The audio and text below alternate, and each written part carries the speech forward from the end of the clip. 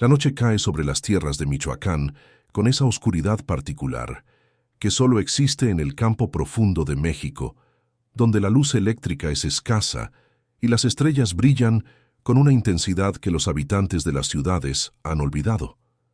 Es el año 2018 y la región ha sido testigo de violencia durante más de una década, el narcotráfico transformando pueblos pacíficos en campos de batalla, donde carteles rivales luchan por territorio y rutas de tráfico.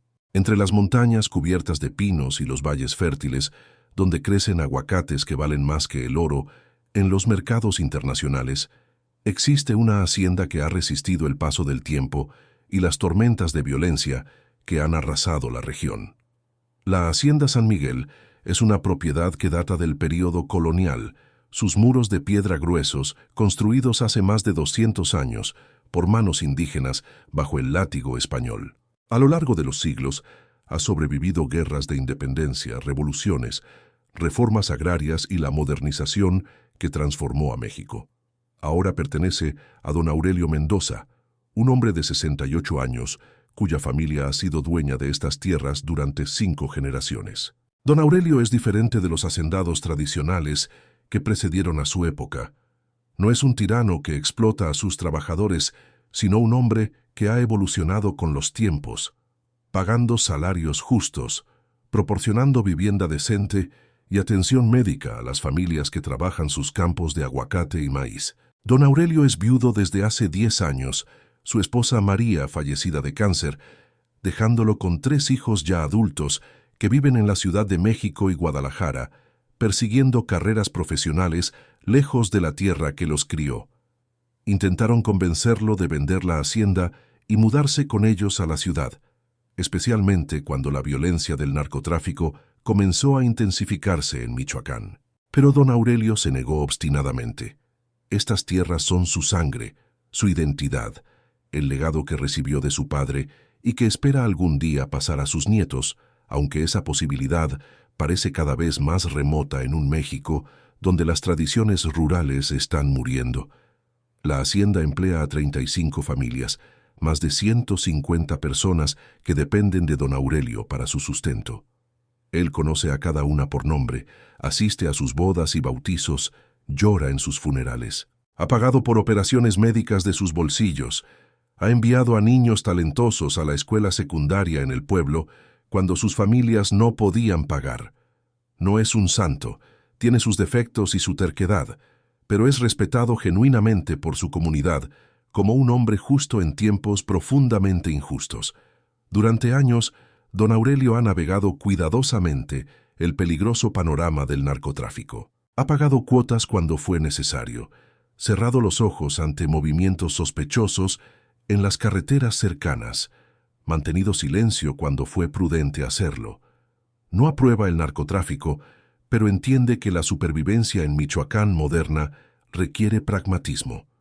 Los carteles son como el clima, una fuerza de la naturaleza contra la cual la resistencia individual es inútil. Mantenerse neutral, no tomar lados, pagar lo mínimo necesario y mantener la cabeza baja ha sido su estrategia de supervivencia. Pero el equilibrio delicado se rompe cuando el cartel Jalisco Nueva Generación comienza su expansión agresiva en Michoacán, entrando en conflicto con los grupos locales que previamente controlaban la región. El CJTNG es conocido por su brutalidad extrema, su uso de tácticas militares y su falta de respeto por las reglas no escritas que tradicionalmente gobernaban el narcotráfico mexicano. No reconocen neutralidad, solo sumisión completa o enemistad mortal.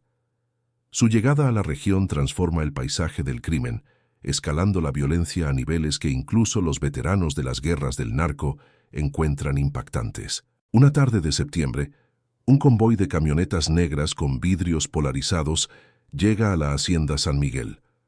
Son vehículos nuevos, caros, el tipo que solo narcos o políticos conducen en México. De ellos descienden 15 hombres, todos jóvenes entre 20 y 30 años, todos armados con rifles de asalto AR-15 y AK-47 que llevan con la familiaridad de quienes han usado estas armas mucho y frecuentemente. Visten ropa táctica negra, algunos con chalecos antibalas, otros con insignias que identifican su afiliación al CJNG. Sus rostros muestran esa expresión particular de juventud endurecida por violencia temprana, ojos que han visto demasiada muerte para sus años. El líder del grupo es un hombre conocido como el Caimán, apodo ganado por su crueldad eficiente y su capacidad de permanecer inmóvil antes de atacar con velocidad letal. Tiene 28 años pero aparenta más, su rostro marcado por cicatrices y su cuerpo moviéndose con la confianza de quien ha sobrevivido docenas de enfrentamientos. Porta una pistola dorada en su cinturón, ostentación característica de narcotraficantes que han ascendido rápidamente en las filas del cartel. Exige ver a don Aurelio inmediatamente, su tono dejando claro que no es una solicitud, sino una orden. Don Aurelio sale de la casa principal, secándose las manos en un trapo, después de haber estado revisando los libros de contabilidad de la hacienda. Ve las camionetas, los hombres armados, y su corazón se hunde porque reconoce lo que esto significa. Durante años, ha logrado mantenerse al margen, pero ahora el conflicto ha llegado directamente a su puerta. Camina hacia el Caimán, con la dignidad de sus años y su posición, sin mostrar el miedo que siente en su estómago, porque mostrar miedo ante depredadores solo los alienta. El Caimán va directo al punto sin ceremonias ni cortesías. Dice que el CJNG está tomando control de toda la región y que don Aurelio debe elegir un lado. Deben pagar una cuota mensual significativamente más alta que lo que pagaban antes. Proporcionar acceso a sus tierras para operaciones del cartel, permitir el uso de la hacienda como punto de almacenamiento y distribución. Además, el Caimán informa que varios hijos de trabajadores de la hacienda, jóvenes de 18 a 25 años, deben unirse al cartel inmediatamente. Reclutamiento forzado para aumentar las filas del CJNG en su guerra contra los grupos locales. Don Aurelio escucha todo en silencio. Su rostro inmóvil, aunque su mente trabaja rápidamente. Finalmente habla con voz calmada pero firme. Dice que ha pagado cuotas durante años y está dispuesto a continuar pagando una cantidad razonable, pero que la suma que el Caimán exige destruiría económicamente la hacienda. Dice que no puede permitir que sus tierras sean usadas para narcotráfico activo porque pondría en peligro a todas las familias que viven allí. Y absolutamente rechaza entregar los jóvenes de la comunidad al cartel. Estos muchachos son hijos de sus trabajadores, casi como familia, y no los condenará a la vida brutal y corta del sicariato. El Caimán se ríe, una risa sin humor que hace que los otros sicarios sonrían también como hienas que reconocen que la cacería está por comenzar. Dice que don Aurelio no comprende la situación, que los días de negociación terminaron, que el CJNG no pide sino ordena. Repite las demandas y agrega una fecha límite de 3 días para la conformidad completa. Si don Aurelio no cumple, las consecuencias serán severas, no solo para él, sino para todos en la hacienda. Es una amenaza clara de masacre, del tipo que el CJNG ha ejecutado en otros lugares. Asesinatos en masa, diseñados para aterrorizar regiones enteras y establecer dominación absoluta. Los sicarios se marchan en sus camionetas negras, dejando una nube de polvo y un silencio pesado. Don Aurelio permanece en el patio largo tiempo después de que desaparecen, sabiendo que ha llegado el momento que esperaba evitar toda su vida. Esa noche convoca una reunión con los jefes de familia de la hacienda en el comedor grande de la casa principal. Les cuenta exactamente lo que sucedió, sin endulzar ni minimizar el peligro. Dice que tiene 3 opciones: cumplir con las demandas del CJNG destruyendo la hacienda económicamente y entregando sus hijos, huir abandonando las tierras que han sido su vida, o resistir sabiendo que la resistencia probablemente significa muerte. La reunión es caótica con emociones encontradas. Algunos argumentan para pagar lo que sea necesario, que la vida es más valiosa que el dinero o el orgullo.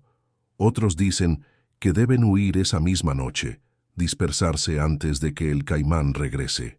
Pero hay un grupo, especialmente los padres de los jóvenes que el cartel quiere reclutar, que hablan de resistencia.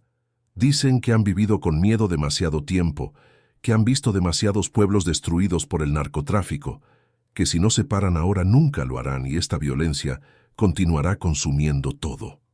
Don Aurelio escucha todas las voces antes de hablar finalmente. Dice que nadie será obligado a quedarse, que cualquiera que quiera irse tiene su bendición y lo que pueda darles de dinero para comenzar en otro lugar. Pero él se quedará. Esta tierra es su responsabilidad heredada de generaciones. No puede abandonarla. Si otros eligen quedarse y resistir, deben hacerlo con ojos abiertos, comprendiendo que probablemente morirán, porque 15 sicarios armados del CJNG no son enemigos que campesinos puedan vencer en un enfrentamiento directo. Pero entonces habla don Sebastián, el trabajador más viejo de la hacienda, un hombre de 75 años que ha vivido allí toda su vida, cuyo padre y abuelo trabajaron estas mismas tierras. Dice algo que cambia toda la conversación. Recuerda que don Aurelio sirvió en el ejército mexicano en su juventud, que fue oficial antes de retirarse para administrar la hacienda cuando su padre enfermó. Pregunta si don Aurelio recuerda lo que aprendió en esos años, si hay una forma de usar ese conocimiento para igualar las probabilidades, aunque sea ligeramente. Don Aurelio permanece en silencio largo tiempo, memorias de hace 4 décadas fluyendo de regreso. Sirvió en el ejército durante 5 años, entrenado en tácticas de infantería y contraterrorismo en una época cuando México estaba combatiendo insurgencias en el sur. Aprendió sobre defensas, emboscadas, cómo convertir terreno en ventaja. Hace años que no piensa en esas habilidades, enterradas bajo décadas de vida civil pacífica. Pero ahora, enfrentando lo que parece un destino inevitable, algo en él se despierta, un instinto de supervivencia y estrategia, que nunca realmente murió, sino solo durmió. Durante los siguientes 3 días, la hacienda San Miguel se transforma. Don Aurelio envía a las mujeres, niños y ancianos al pueblo más cercano con parientes o al refugio de la iglesia, reduciendo a los civiles en peligro. Los hombres que eligen quedarse, 22 en total, incluyendo don Aurelio, comienzan preparaciones que parecen desesperadas, pero son meticulosamente planeadas. La hacienda, con sus muros gruesos de piedra colonial, se convierte en fortaleza. Las ventanas son reforzadas con muebles pesados, se crean posiciones de tiro en lugares estratégicos. Don Aurelio sabe que no tienen suficientes armas para un enfrentamiento directo. La hacienda tiene rifles de caza viejos, escopetas, algunas pistolas, nada comparable al armamento militar de los sicarios, pero también sabe que el CJNG esperará poca o ninguna resistencia. Vendrán confiados en su superioridad numérica y de armamento. Esa arrogancia puede ser explotada. Don Aurelio diseña un plan que depende de sorpresa, preparación del terreno y conocimiento íntimo del territorio que los defensores tienen, pero los atacantes no. El camino de entrada a la hacienda es largo y estrecho, bordeado por muros de piedra y árboles grandes. Don Aurelio ordena que se cave una zanja profunda en un punto estratégico, cubierta con ramas y tierra para hacerla invisible. No detendrá las camionetas, pero las ralentizará, creará confusión. En puntos elevados alrededor del patio central, preparan posiciones desde donde pueden disparar con cobertura. El viejo tractor de la hacienda es posicionado para bloquear el camino de retirada una vez que los atacantes entren, atrapándolos en un espacio confinado donde su superioridad numérica se vuelve menos relevante. Más importante que las preparaciones físicas son las preparaciones mentales. Don Aurelio reúne a los hombres y les habla con honestidad brutal. Dice que probablemente morirán, que incluso si tienen éxito los sicarios iniciales, el CJNG enviará más y más hasta que sean abrumados. Pero también dice que hay cosas por las que vale la pena morir, que una vida vivida de rodillas no es realmente vida, que proteger a sus familias de ser consumidas por el narcotráfico es un propósito que da significado incluso a la muerte. Les da a cada uno última oportunidad de irse. Ninguno se va. La noche antes del plazo, llega con luna llena iluminando el campo de Michoacán con luz plateada. Los hombres de la hacienda pasan las horas finales en formas distintas, algunos rezando en la pequeña capilla, otros escribiendo cartas a familias que pueden nunca leer, algunos simplemente sentados en silencio con sus pensamientos. Don Aurelio camina por la propiedad una última vez, tocando los muros que sus antepasados construyeron, oliendo la tierra que ha cultivado durante décadas. Si esta es su última noche en este mundo, quiere grabar cada detalle en su memoria para llevarlo consigo. Al amanecer del tercer día, los vigías reportan polvo en la distancia, vehículos acercándose. El Caimán regresa con sus 15 sicarios, confiado en que don Aurelio habrá visto razón o estará preparado para sufrir las consecuencias. Las 3 camionetas negras avanzan por el camino de entrada a velocidad moderada, música norteña a todo volumen, desde los sistemas de sonido caros, los sicarios relajados porque esto es rutina para ellos, otra rendición forzada en una larga serie. La primera camioneta golpea la zanja oculta y se detiene abruptamente, su eje delantero rompiéndose con un crujido de metal. Los sicarios gritan confundidos. La segunda camioneta frena bruscamente para evitar colisionar. Es entonces cuando don Aurelio da la orden y el infierno se desata. Disparos cruzan desde las posiciones elevadas, los hombres de la hacienda apuntando cuidadosamente con sus armas limitadas, cada bala contando porque no tienen munición para desperdiciar. Los sicarios reaccionan con velocidad nacida de experiencia, saliendo de los vehículos y buscando cobertura, devolviendo fuego con sus rifles automáticos. El sonido es ensordecedor, ráfagas de AK-47 astillando la piedra, el retorno más lento de los rifles de caza desde las posiciones defensivas. 2 sicarios caen en los primeros segundos, sorprendidos por la emboscada, uno muerto instantáneamente con disparo en cabeza, otro herido gritando en el suelo. El Caimán grita órdenes, intentando organizar un asalto coordinado, pero el terreno que don Aurelio preparó hace la coordinación difícil. El viejo tractor bloquea la retirada. Las posiciones elevadas dan ventaja a los defensores. El conocimiento del terreno permite a los hombres de la hacienda moverse entre posiciones mientras los sicarios están pinned down en el camino expuesto.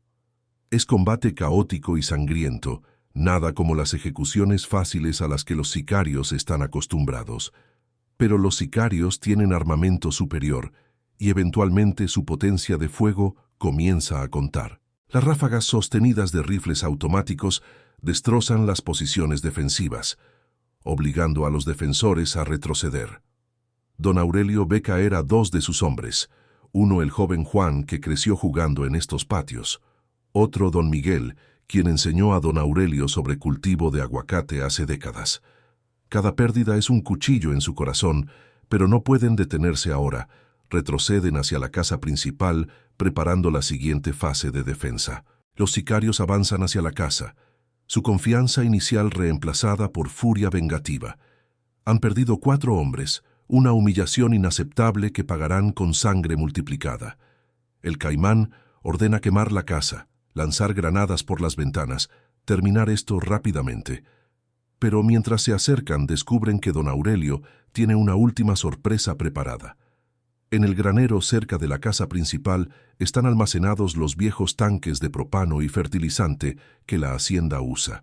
Don Aurelio los ha conectado con cables detonantes, una trampa improvisada pero potencialmente letal. Cuando los sicarios pasan cerca, persiguiendo a los defensores que se retiran hacia la casa, don Aurelio activa la trampa desde dentro. La explosión es masiva, sacudiendo la tierra, enviando una bola de fuego al cielo que puede verse por kilómetros. 5 sicarios más mueren instantáneamente, sus cuerpos desgarrados por la explosión y la metralla. El silencio que sigue es ensordecedor por contraste. De los 15 sicarios originales, solo 6 permanecen vivos y 2 de esos están heridos. Del lado de la hacienda quedan 11 hombres incluyendo don Aurelio, varios heridos también, pero aún capaces de luchar. El Caimán, milagrosamente ileso por la explosión porque estaba ligeramente atrás, se da cuenta que esto no es la operación simple que anticipó. Ha subestimado gravemente a su oponente y ahora está pagando el precio. Pero el orgullo y el miedo a mostrar debilidad ante el cartel hace que el Caimán continúe. Reagrupa a sus sicarios restantes para un asalto final a la casa. El combate se mueve adentro, peleando habitación por habitación, en corredores estrechos, donde las ventajas del armamento automático disminuyen. Es brutal y personal, combate cercano con cuchillos y pistolas cuando las balas se agotan. La casa que fue testigo de generaciones de vida familiar ahora ve muerte violenta en cada cuarto. Don Aurelio y el Caimán finalmente se enfrentan en lo que fue la sala de estar. Ambos heridos, ambos exhaustos, ambos sabiendo que solo uno saldrá vivo. Intercambian disparos hasta que ambas armas hacen clic vacías. Entonces se lanzan uno contra otro en combate cuerpo a cuerpo. Don Aurelio tiene 68 años, pero décadas de trabajo físico han mantenido su fuerza, mientras el Caimán tiene juventud, pero también está debilitado por heridas. Luchan ferozmente, volcando muebles, rompiendo ventanas. Es don Sebastián, el trabajador viejo, quien termina el enfrentamiento. Entrando cojeando con una escopeta vieja, dispara a el Caimán por la espalda a quemarropa. El líder sicario cae sin palabra, muerto antes de tocar el suelo. Don Aurelio mira a don Sebastián, ambos hombres comprendiendo la enormidad de lo que ha sucedido. Han ganado, pero a un costo terrible, y saben que esta victoria es probablemente solo temporal. Cuando el combate finalmente termina, los 15 sicarios del CJNG están muertos o muriendo. Del lado de la hacienda, 7 hombres han muerto, y los sobrevivientes todos están heridos en diversos grados. La hacienda San Miguel es zona de guerra, edificios quemados, sangre empapando la tierra, cuerpos por todas partes. Don Aurelio camina por la devastación en shock, apenas creyendo que sobrevivió, que resistieron y prevalecieron contra probabilidades imposibles. Pero don Aurelio sabe que esto no ha terminado. El CJNG no ignorará la muerte de 15 de sus hombres, enviarán más, docenas o cientos si es necesario, y ninguna cantidad de astucia o valentía podrá resistir eso. Ha comprado tiempo, pero no libertad.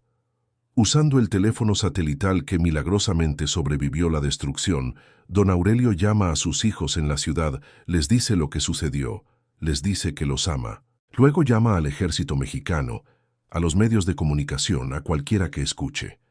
La historia de lo que sucedió en la hacienda San Miguel explota en las noticias nacionales.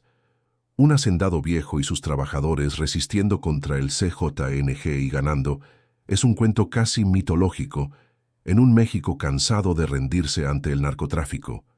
Periodistas llegan, luego el ejército, luego políticos buscando oportunidades fotográficas. La presión pública obliga al gobierno a proporcionar protección a los sobrevivientes, al menos temporalmente. Don Aurelio da entrevistas exhaustivas, no intentando pintarse como héroe, sino explicando la desesperación que llevó a la resistencia. Dice que no buscaban pelear, sino que fueron empujados a un rincón donde morir de pie parecía mejor que vivir de rodillas. Dice que cada día docenas de comunidades enfrentan decisiones similares y que la mayoría eligen rendirse porque resistir parece imposible. Dice que su victoria fue milagro de suerte y preparación, pero principalmente suerte, y que no puede ser replicada por todos. Los cuerpos de los sicarios son reclamados eventualmente por el CJNG bajo escolta militar. El cartel emite amenazas vagas, pero no ataca nuevamente inmediatamente. Quizás sorprendidos por la resistencia, quizás cautelosos de la atención mediática, quizás reconociendo que convertir a don Aurelio en mártir solo crearía más problemas. El gobierno establece un puesto militar cerca de la hacienda, presencia que es ambos protección y recordatorio de la fragilidad de cualquier seguridad. Las familias regresan gradualmente a la hacienda, viendo la destrucción, llorando a los muertos. Se llevan a cabo funerales para los 7 hombres que cayeron defendiendo su hogar. Ceremonias cargadas de emoción, donde el dolor se mezcla con orgullo. Don Aurelio habla en cada uno, honrando el sacrificio de hombres que eligieron luchar por algo más grande que ellos mismos. Sabe que sus nombres serán recordados en esta tierra mientras alguien permanezca para recordar. La reconstrucción comienza lentamente. Muros destrozados son reparados, edificios quemados reconstruidos, la vida intentando regresar a alguna semblanza de normalidad. Pero todos saben que nada será igual. La inocencia de la hacienda, la creencia de que podían existir separados del conflicto que consume México, ha sido destruida tan completamente como los edificios. Ahora viven con guardias armados, con vigilancia constante, con el conocimiento de que el peligro puede regresar en cualquier momento. Don Aurelio envejece visiblemente en los meses siguientes. La violencia del combate, el peso de las decisiones que tomó, las vidas perdidas bajo su liderazgo, todo cobra su precio. Sus hijos ruegan nuevamente que venda y se mude a la ciudad, pero él se niega, aunque ahora su terquedad parece más sobre honrar a los que murieron que sobre su propio apego a la tierra. Se queda porque irse sería admitir que el sacrificio fue en vano, que el CJNG finalmente ganó incluso si perdieron la batalla. La historia de la Hacienda San Miguel se vuelve legendaria en Michoacán y más allá. Se cuenta en cantinas y mercados, cada narración agregando detalles, algunas veces convirtiéndola en algo más grande que la realidad. Para algunos, representa esperanza de que el narcotráfico puede ser resistido.